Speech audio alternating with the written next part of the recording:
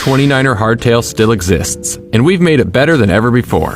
The Overdrive 29-2 features a fully hand-built, hydroformed aluminum frame. This year we've added boost rear spacing to increase frame stiffness. We've also added through axles in the front and rear to enhance handling precision. As the name implies, this bike sits on 29-inch wheels that roll over everything in their path, making for a very efficient ride. These knobby tires sit on our own tough Blanchard rims to keep you riding smoothly for miles. They're tubeless ready, so you can ditch the inner tubes and enjoy everything going tubeless offers. The SRAM 1x11 drivetrain eliminates the front derailleur and gives you a huge gearing range to get the perfect cadence and speed, no matter whether you're grinding up a long climb or blasting down your favorite trail. The RockShox Reba fork offers 100mm of plush air-sprung suspension. With Rebound Adjust, you can dial in the tune to stay in control on rough trails, and the lockout lets you climb efficiently on fire roads. Nothing compares to the stopping power of disc brakes, and these powerful Shimano hydraulic disc brakes will slow you down quickly and smoothly with an easy pull of the lever. Best of all, the Overdrive 29-2 ships ready ride, so with just 4 assembly steps, you can get to the trail and ride even sooner. Hi, I'm JB from Huffy, and today we're going to be building your 20-inch Summit Ridge Huffy bicycle. To start, we put the bike on a table so that we could get a better angle of approach to working on everything on the bike. Might not want to put it on anything delicate because the front fork may scratch like a kitchen table or something like that. You can always put a piece of cardboard or something underneath it if you need to. We're going to start at the back of the bike once we get it set up, and we're going to start by putting on the derailleur guard. This is in the box of accessories that comes with your bike, and you're going to have 2 screws that you're going to remove to install that. You're going to put it in place and then reattach the screws. They should get pretty far just by using your fingers and hand tightening, and then once you need to, the ends of the Allen wrenches included with the kit are a Phillips head screwdriver, and you can use those, or you can just use a Phillips head screwdriver if you have one handy.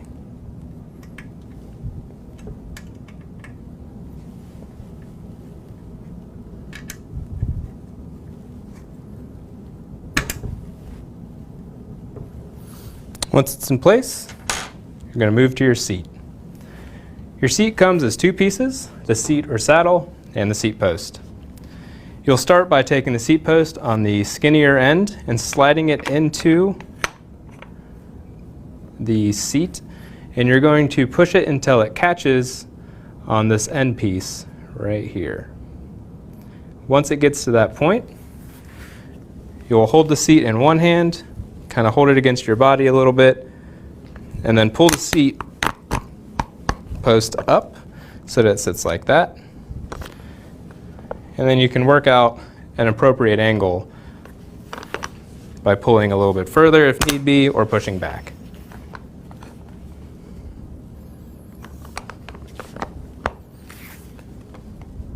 That looks pretty good. To tighten the seat post in place, use a 15mm, which is included in the tool that comes in the box.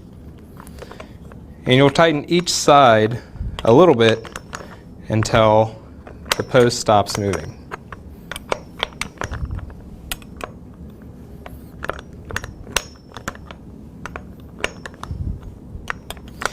You'll want to do a little bit on each side so that you have the same amount of bolt coming through on each side.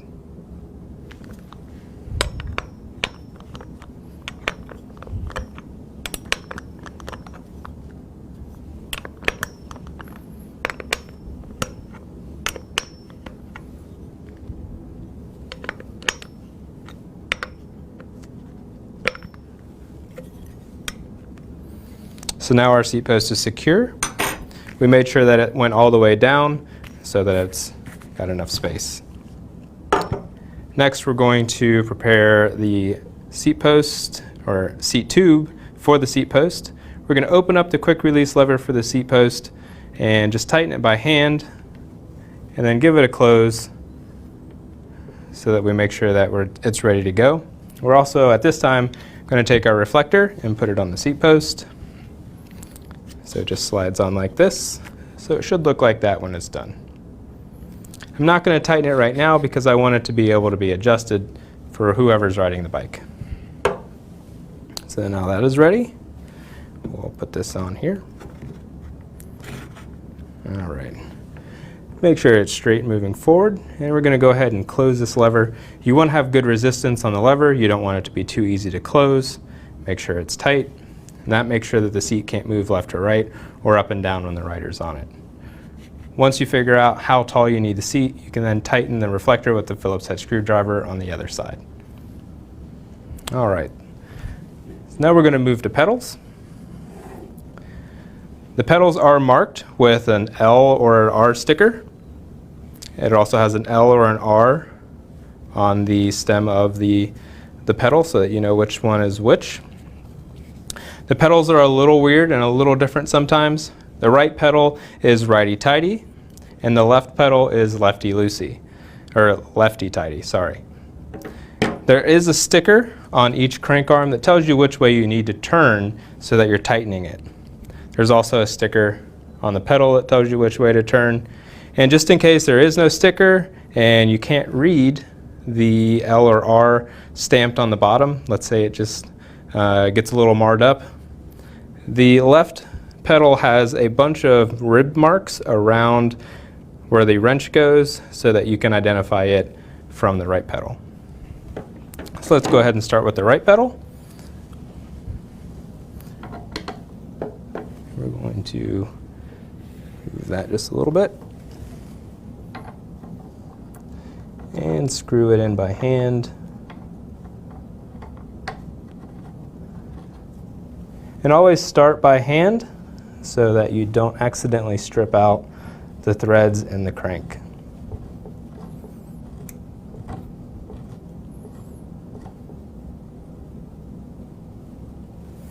Once you get it hand tight, you can then tighten it with the supplied 15mm tool.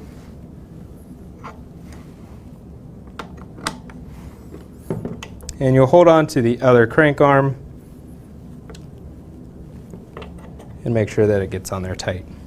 You do want to make sure that it's tight so that it doesn't come back off when someone's riding the bike. We'll do the left side now. Remember, it's lefty-tighty. And once again, doing it by hand first to prevent any stripping of the threads.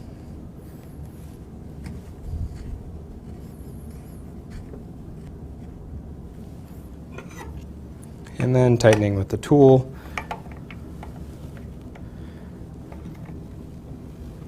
To make sure that it's tight.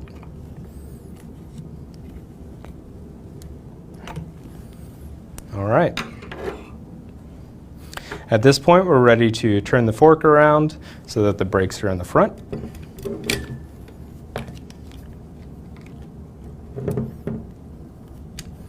And we will slide the handlebar into place. So you'll want to make sure that the stem is facing forward and that the protective cover that holds the wedge in place has been removed. If it's too tight and you can't get the plastic cap off, you can use a 6mm to loosen up the Allen bolt on the top to get it free.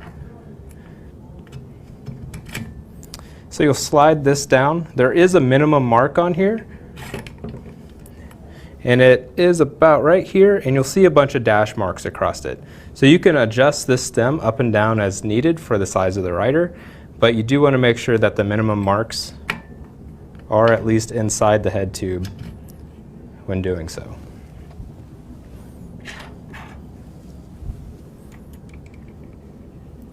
And we're just going to tighten this a little bit right now so that we can get it stuck in place as we add the front tire, and then we'll come back and adjust that so that it's straight with the front tire when we get it completely assembled. All right, so for the front tire, we're going to release the brake mechanism in the front so that we can get the tire on. You do this by holding on to this silver part of the brake arm, and then you'll pull back on the housing wire, and that'll let you release that. No need at this time to loosen up the wire inside the housing. You can leave that be for right now.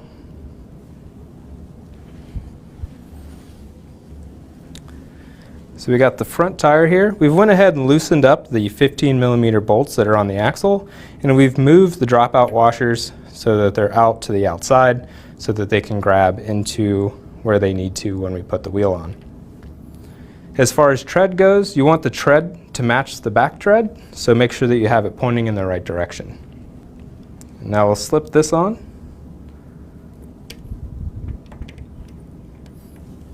And you may have to loosen the bolts a little bit more so that you get extra space. And then make sure that the dropout washer, the hook part, goes into the hole on the fork.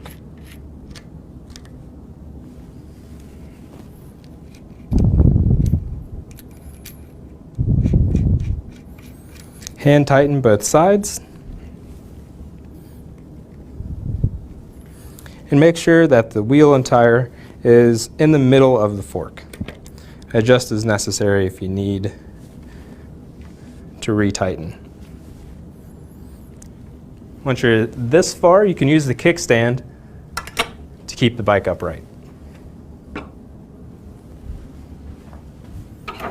Then I'll use the provided 15mm tool to finish tightening.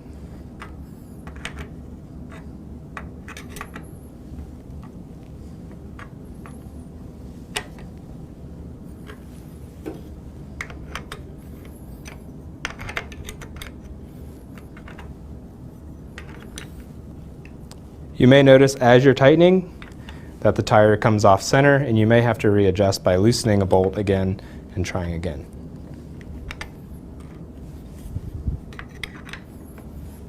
And it is important to make sure that the tire is in the middle of the fork.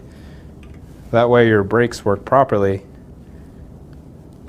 when you have them attached.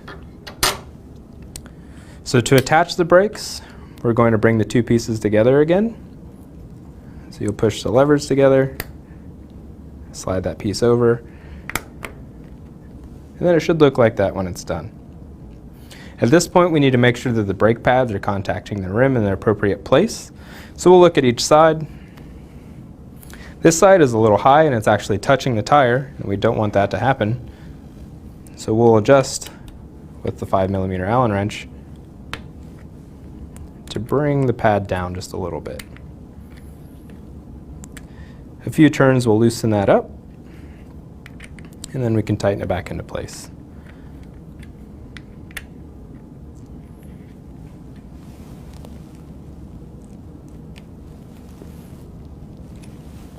All right, so it's not touching the tire anymore, so that's good. We'll do the same thing on this side, making sure that it's good. This side was good from the factory. And then we will just test the brake to make sure that it's okay. So in this case, this lever over here, moving a whole lot. This side over here, not so much. So we need to make a couple adjustments. For this, you'll need a Phillips head screwdriver. And once again, you did have one come in your kit on both of the Allen wrenches included. So what we're going to do is we're going to increase tension on the spring by screwing in the Phillips head screw on the side that's not moving. So we'll give this a full turn or 2 half turns and test again. And it's still a little tight. And we'll repeat that.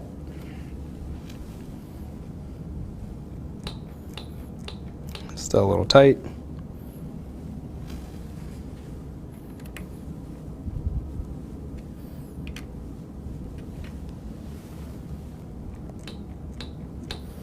And we'll keep doing this until the side that needs to move starts to move. So now you can see that we're getting a little bit of movement there. I'm going to give it another half turn.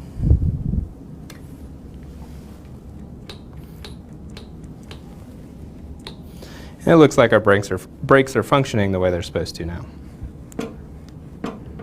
All right. So now we're going to adjust the handlebars so that they are in the correct position. You'll notice that there are marks for the shifter, and there is an arrow to indicate which gear is which. You want to situate the handlebars so that that arrow is facing the rider so that they can see what gear they're in. This area is typically installed so that it is in the most common place. So all you have to do is loosen the 6mm Allen on the front and rotate the bars to the position they need to be in. We'll double check that everything looks good and the arrow is where we want it, and it's right here, so it looks like it's in a good spot. You also want to make sure that the beveled edge is the same on each side and leads in to the stem. And then we'll tighten. You want to make sure that's good and tight so that the handlebars don't move when someone is riding it. So that's tight. You notice that the levers have fallen into around a 30-degree decline from the top of the handlebars, and that's about where you want them. You may want them a little bit lower, and you can adjust that with a 5mm Allen wrench on the bottom. Simply loosen them up a little bit, move them to where they are more comfortable, and tighten them into place. On this side, you may have to move the grip around just a little bit to gain access to that mounting point. So for the rear brake, we want to replicate the adjustment procedure that we did in the front of the bike. So we notice here that we're only having movement on one lever side of the brake, so we want to adjust this side so that we get more movement. So by turning in about a full turn at a time,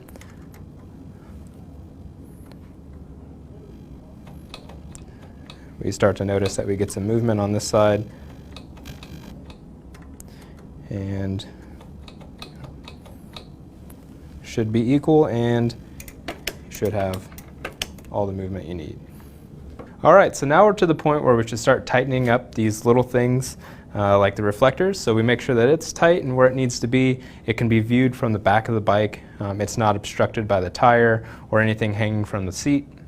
We want to make sure that we tighten up the front reflector so that it is parallel with the ground, so that it works properly and people can see you coming at night.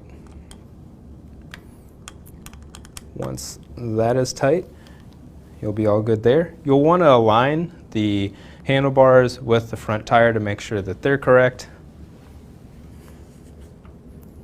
Just make sure that they're straight, and then use the 6mm to tighten so that there is no more movement.